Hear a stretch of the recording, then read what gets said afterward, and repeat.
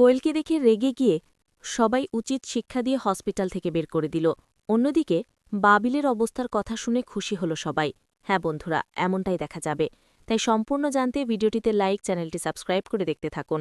গল্পের শুরুতেই দেখা যাবে নতুন রেশমিকে বলে, কেন তাদেরকে কেন খবর দিতে হবে?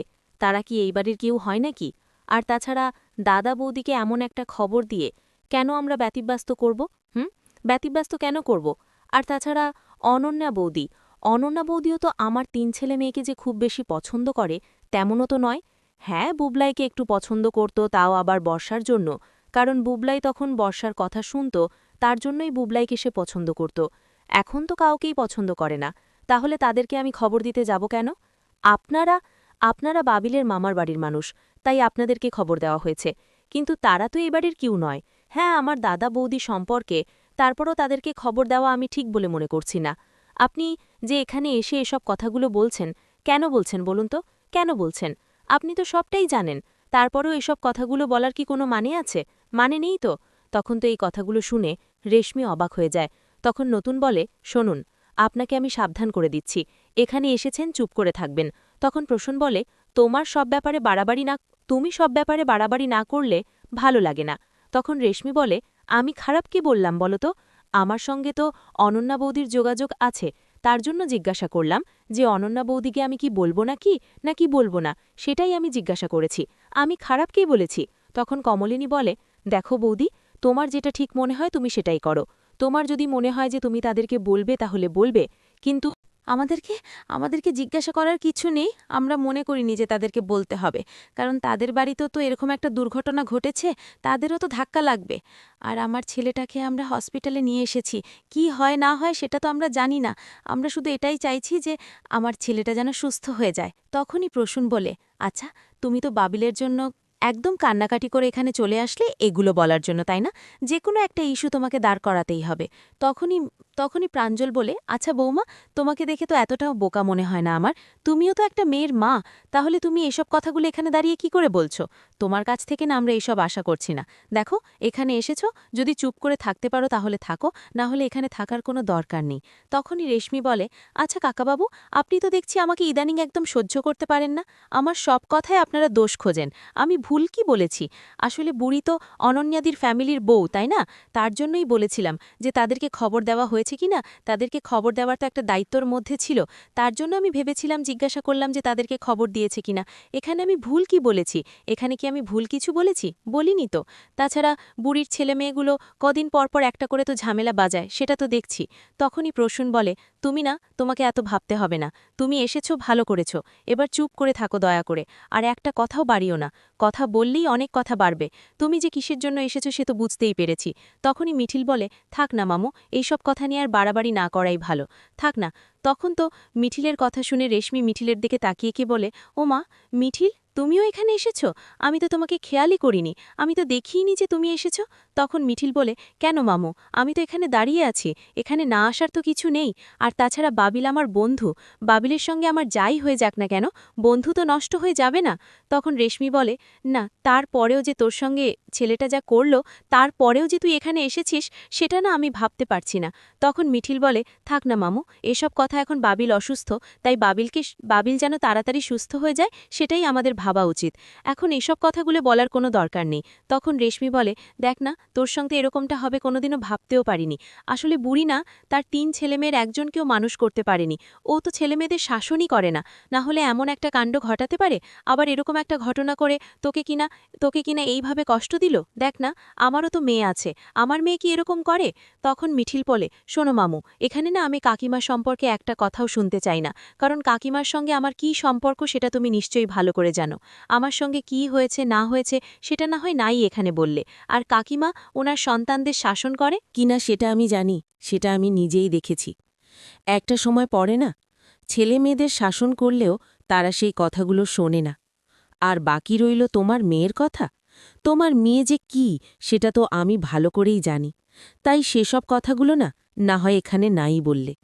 আর আস্তে আস্তে আমাকে যে কথাগুলো বললে সেটা আমি চাইলে জোরে সবাইকে শুনিয়ে দিতে পারতাম। এখানে এসেছ, পারলে বাবিলের জন্য একটু প্রে করো। দেখছ তো কাকিমা কিভাবে কান্নাকাটি করছে, পারলে কাকিমার একটু মনের জোর বাড়াও গিয়ে, প্লিজ। আমাকে এসব কথাগুলো বলতে আসবে না। তখন রেশমি বলে, বাবা মিঠিল, আমি তো তোকে তোর ভালোর জন্যই বললাম, তারপরেও তুই আবার এতগুলো কথা শুনিয়ে দিলি। শোন, বাবিল ওই মেয়েটার সঙ্গে এত কিছু করল, তারপরেও তুই ওদের হয়ে কথা বলবি? আবার শুনলাম মেয়েটা নাকি প্রেগনেন্ট। তখন মিঠিল বলে, সেটা না হয় মেয়েটাকে আসলে জিজ্ঞাসা করে নিও। তখন রেশমি বলে, মেয়েটা এখানে আসবে নাকি? বাবা, মেয়েটার কি সাহস আবার এখানেও আসবে? যাক, তাহলে তোর সঙ্গে তো আর বাবিলের বিয়েটা হচ্ছে না। তখন মিঠিল বলে, থাক নামি এসব কথা। ঠিক তখনই কোয়েল এসে সেখানে হাজির হয় আর এসেই বলে, মিঠিল। তখন কোয়েলকে দেখে সবাই তাকিয়ে থাকে। তারপরেই মিঠিল বলে, হ্যাঁ এসো। তখন কমলিনী বলে, তুমি তুমি কে? তখন কোয়েল বলে, আমি হলাম কোয়েল। তখন তো কোয়েলের নাম শুনেই সবাই প্রচণ্ডভাবে রাগান্বিতভাবে কোয়েলের দিকে তাকায়। তখন অয়নদীপ বলে, ও আচ্ছা, তুমি কোয়েল তাই তো? তারপরে কুর্সি, তুমি এখানে কেন এসেছো? তোমার জন্যই তো আজকে আমাদের বাড়ির ছেলেটার এই অবস্থা। তোমার সাহস তো কম না, তুমি আবার এখানে এসে হাজির হয়েছ। কেন এসেছো? কোন মুখ নিয়ে এখানে এসেছো? হ্যাঁ, তুমি আবার এখানে এসে বলছো যে আমি কোয়েল? তোমার সাহস তো কম না।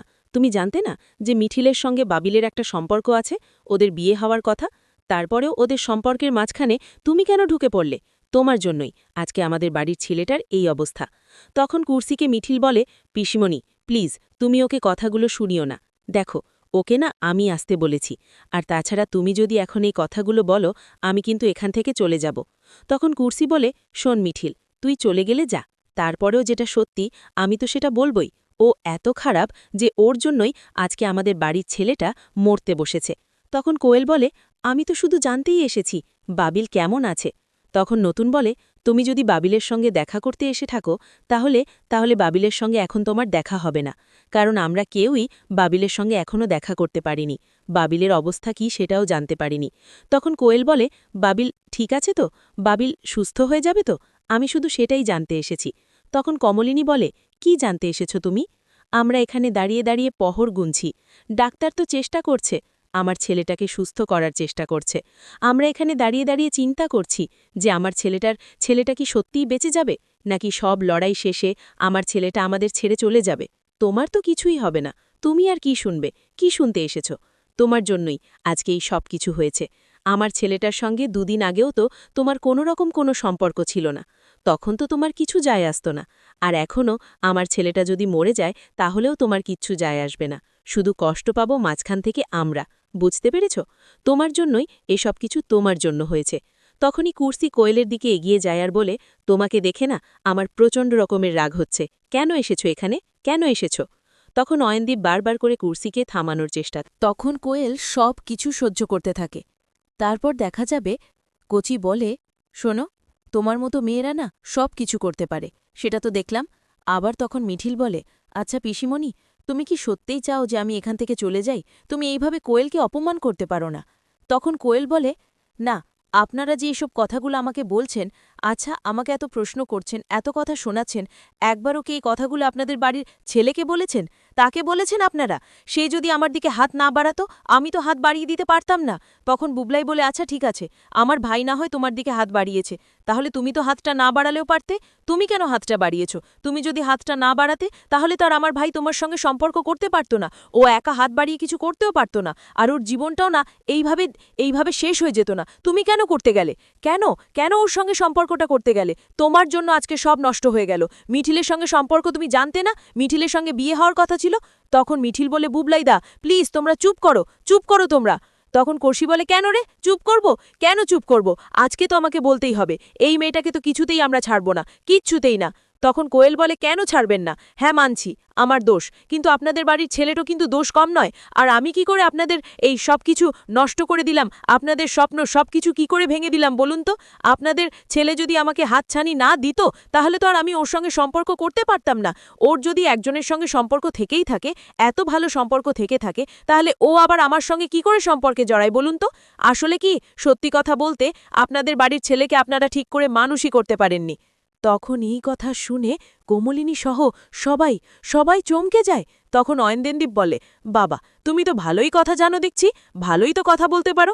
তখন কোয়েল বলে, কেন আপনারা আমাকে এত কাটাছেঁড়া করছেন, আর আমি নিজের হয়ে একটা কথা বলতে পারবো, নিজের ডিফেন্ডে একটা কথা বলতে পারবো না? তখনই কমলিনী মা বলে, হ্যাঁ কথা তো বলতেই পারবে, তা তো বুঝতেই পারছি কোন ফ্যামিলির মেয়ে তুমি, তুমি কেমন মেয়ে সেটা তো বুঝাই যাচ্ছে তোমার কথাবার্তায়। তখন কোয়েল বলে, কি বুঝতে পেরেছেন আপনারা, কি বুঝতে পেরেছেন? আমি না মোটেও খারাপ মেয়ে নই। হ্যাঁ, বাবিলের সঙ্গে আমার সম্পর্ক হয়েছিল, সেই সম্পর্কটার জন্যই না আমি এখানে এসেছি, না হলে এখানে আসতাম না। আর আপনাদের বাড়ির ছেলে যদি আমার সঙ্গে সম্পর্ক করতে না চাইতো, তাহলে তো আর আমি জোর করে ওর সঙ্গে সম্পর্ক করতে পারতাম না, তাই না? এখানে আমাকে কেন একা কথা শোনানো হবে? কথা শোনালে তো আপনাদের বাড়ির ছেলেকেও এই কথাগুলোই শোনানো দরকার। তখন তো রেশমি কোয়েলের কথা শুনে প্রচণ্ড রকমের খুশি হয়। ওদিকে মিঠিল বলে, সরি গো কোয়েল, আমার জন্য তোমাকে এতগুলো অপমান সহ্য করতে হলো। তখন নতুন বলে, না মিঠিল, এখানে ওকে কেউ অপমান করেনি, অপমানের তো কিছু নেই। আর তাছাড়া সবাই তো বুঝতে পারছে যে ওর জন্য একটু হলেও আজকে সিচুয়েশনটা হয়েছে। তাহলে সবার মনের মধ্যে যে কথাগুলো আছে রাগে ক্ষোভে, সেই কথাগুলো বেরিয়ে এসেছে। এখানে সেই কথাগুলো বেরিয়ে আসাটা কি অস্বাভাবিক নাকি? কারুর কি মনের মধ্যে কি কথা চলছে সেটা কি কেউ মুখ দিয়ে বলতে পারবে না নাকি? তাহলেই কি অপমান হয়ে যাবে? ওকে কেউ অপমান করেনি। আজকে এই যে এত কিছু হয়েছে, এ সব কিছুর জন্য কিছুটা হলেও ও দায়ী, তার জন্য ওকে কথা শুনতে হবে। তখন রেশমি বলে, আচ্ছা তুমি বরং এখানে একটু বসো, আমি কিন্তু ওকে শান্ত করার জন্যই নিয়ে যেতে চাইছি। তখন প্রাঞ্জল বলে, হ্যাঁ হ্যাঁ, তুমি আবার ইন্ধন দিও না বৌমা। তখন রেশমি বলে, ইন্ধন দেব? কি ইন্ধন দেব আমি? কাকাবাবু কি বলতে চাইছেন? যা করার তো বাবেলই আগে করে ফেলেছে। আসলে বাবেল মেয়েটাকে এত গুছিয়েছে না যে মেয়েটার বাবিলের কথা না শুনে পারেনি, বাবিলই ওকে সবসময় নিজের দিকে টেনেছে। তার জন্যই তো মেয়েটা বাবিলের কথা না শুনে থাকতে পারেনি। তখনই কোয়েল রেশমিকে বলে, না আপনি ভুল বলছেন, বাবিল আমাকে কখনই নিজের দিকে টানেনি। আসলে আমি বাবেলকে ভালোবেসেছিলাম, আমি বাবেলকে পছন্দ করে ফেলেছিলাম।